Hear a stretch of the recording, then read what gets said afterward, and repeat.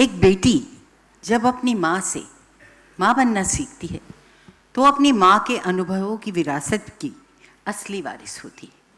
माँ अपने जीवन के सारे अनुभवों की पोटली बनाकर बेटी को सौंप देती है और कहती है, लो संभालो मेरे जीवन की पूंजी जो अब तुम्हारे हवाले है।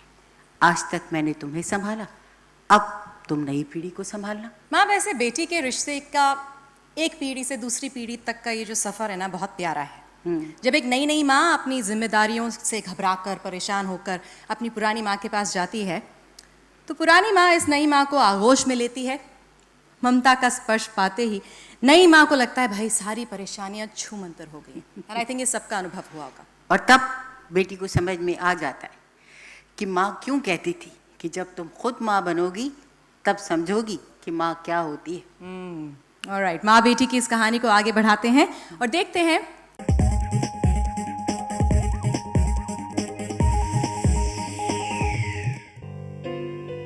सहज, सरल, सुंदर, सुशील, भोली भाली सी रागिनी अपने नाम के अनुसार बचपन से ही संगीत प्रेमी थी और बड़ी होकर अपनी नानी स्वर्गीय निर्मला देवी के समान महान गायिका बनना चाहती थी। किंतु सुपरस्टार गोविंदा की इस भांजी की रगों में तो अभिनय बसा था।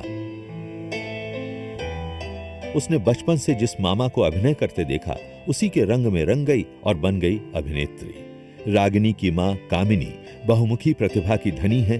लेखिका, गायिका, संगीतकार, योगा टीचर, एंकर और रेडियो जॉकी तो वो हैं ही, साथ ही साथ अपने विशेष कार्यक्रम ब्यूटी विथ एस्ट्रोलॉजी के माध्यम से जिंदगी को खूबसूरत बनाने का तरीका सिखाती हैं।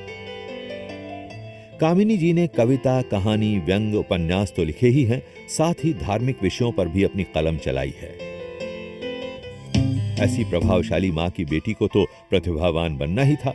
एक निश्चित उद्देश्य लेकर कड़ी मेहनत और लगन के साथ रागिनी बढ़ चली अपनी मंजिल की ओर।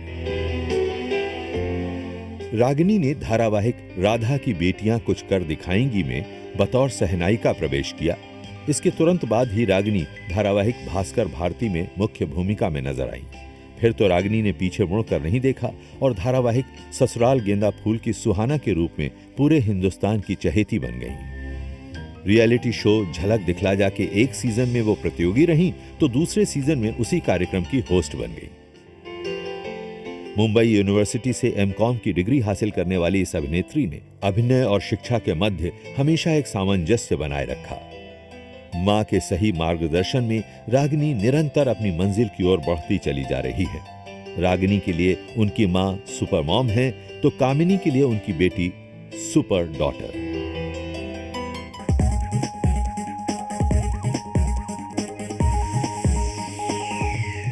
आइए कामिनी जी, ऊपर आइए।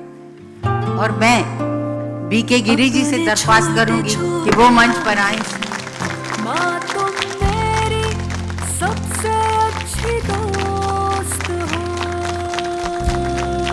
ये मेरी माँ के लिए, स्वर्गीय श्रीमती निर्मला देवी के लिए, जिन्होंने ये संस्कार मुझे दिए कि मैं अपनी बेटी को कुछ बना सकूं। मैंने नहीं कुछ बनाया, जो बनाया मेरी माँ ने मुझे बनाया और वही संस्कार मेरी बेटी में कूट कूट के डालने की मैंने कोशिश किया। नथिंग एल्स, कुछ नया नहीं किया मैंने। और मेरी माँ को जो जानते थे, मेरे भाई भी यहाँ बैठे हैं, कीर्ति कुमार जी, वो सब जानते हैं कि वो तपस्या कर कर के ऊपर आई। संगीत की बहुत बड़ी गायिका थी, वो बहुत बड़ी क्लासिकल सिंगर थी। और मैं उनके लिए शो करती हूँ, beauty with astrology mono act show. अपनी माँ को श्रद्धांजलि देने के लिए हर साल में 2 से 3 शो करती हूँ। और मुझे नहीं लगता कि कोई भी बेटी, इस दुनिया की कोई भी बेटी जो है वो अपनी माँ से आगे कुछ कर सकती है। कुछ नहीं कर सकती। मैं अपनी माँ के लिए जब मेरी माँ स्वर्गवासी हो गई तो मैंने एक कविता लिखी थी, मैं आपको सुनाऊंगी कि मुझे छोड़ो नी सहाय, मेरा बाप हो न माए, मेरे पैर खुद बखुद ही मंजिल पे चलेंगे, मेरा फैसला वो कल का मेरे कर्म ही करेंगे। नहीं आज मेरे तन पर रत्नों जड़ित वो जौहर, मेरा फन मेरी संपत्ति चरित्र है धरोहर। सब देखना कि एक दिन डर डर के ही कहेंगे, मेरा फैसला वो कल का मेरे कर्म ही करेंगे। मैं बदल दूंगी एक दिन धाराओं की दिशा, मुझे कुछ नहीं है दिखता, है लक्ष्य का नशा, दृढ़ तीर कृतियों के नैनों में जा गड़ेंगे, मेरा फैसला वो कल का मेरे कर्म ही करेंगे। मेरी रागिनी इतनी अच्छी बच्ची है, इसके बारे में मैं एक ही बात आपसे कहना चाहूँगी, जो खुशी मैंने जीवन में कभी नहीं पाई वो मुझे इस बच्ची ने दी है। इतनी खुशी दी मुझे, इतनी खुशी दी कि मैं ये पब्लिकली बोलती हूँ, डिक्लेयर करती हूँ कि भगवान इसको बहुत लंबी उम्र दे। यही नहीं, समाज में आज मैं जो रेडियो पे काम कर रही हूँ उसके ज़रिए ऐसी कितनी बच्चियाँ हैं, उनको मैं कहती हूँ कि हिम्मत से रहो, मेडिटेशन करो, योग करो, एक्सरसाइज करो। 20 बीमारियों से मैं बाहर आ गई, आप सब निकल सकती हो, आप भी बहुत बड़े बड़े काम कर सकती हो और रागिनी की तरह बन सकती हो। I am proud of Ragini कि उसकी वजह से आज मैं यहाँ खड़ी हूँ, ऐसा मुझे लगता है। ये बहुत ज़रूरी होता है। मैं आपसे कहूँ कि मेरी माँ की वजह से मैं कहीं पहुँच सकी और आगे मेरी बेटी की वजह से और मैं कहीं पहुँचूँ। गॉड ब्लेस हर, गॉड ब्लेस ऑल बेटियाँ, God bless you all.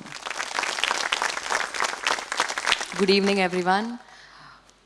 Intellect, उम्र और एक्सपीरियंस में आप सबसे बहुत छोटी हूँ मैं, कुछ गलत कहूँ तो प्लीज़ मुझे माफ़ करें। मेरी माँ ने बहुत मुश्किल समय में कभी भी, मैंने अपनी माँ को कभी भी टूटते हुए नहीं देखा है। वो इमोशनली हो, फिज़िकली हो, रिलेशनशिप्स में हो, प्रोफेशनली हो, कभी भी मैंने मेरी माँ को हमेशा हर सिचुएशन को एक स्माइल के साथ फेस करते हुए देखा है। हर सिचुएशन को इतना पॉजिटिवली जूझते हुए देखा है। और उनकी सबसे बड़ी खासियत मुझे ये लगती है कि उन्होंने कभी भी अपने अंदर कड़वाहट, कोई भी बिटरनेस या ज़िंदगी से कभी भी कोई भी उम्मीद नहीं छोड़ी। और मुझे लगता है ये बहुत बहुत बड़ी खासियत है कि वो सबको हेल्प करती हैं। उनके पास जो भी आता है, जो भी उनसे मदद चाहता है, तो लोगों के लिए उनके super heroes iron man, superman, he man, कोई भी हो सकता है, लेकिन मेरे लिए मेरी सुपर हीरो मेरी मॉम है, इसलिए मैंने सुपर ममा कहती हूँ।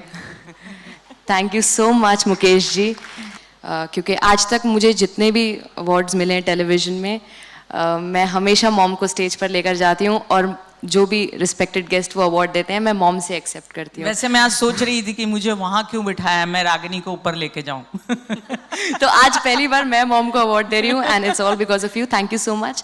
Thanks a lot. God bless us all. Thank you sir. Thank you. मैं आज देख रही हूँ बस निर्मला जी की लड़की और पोती, तो म्यूजिक तो वही से है, इनके बारे में क्या बताऊं। इसलिए बहुत बहुत शुक्रिया, बहुत बहुत धन्यवाद।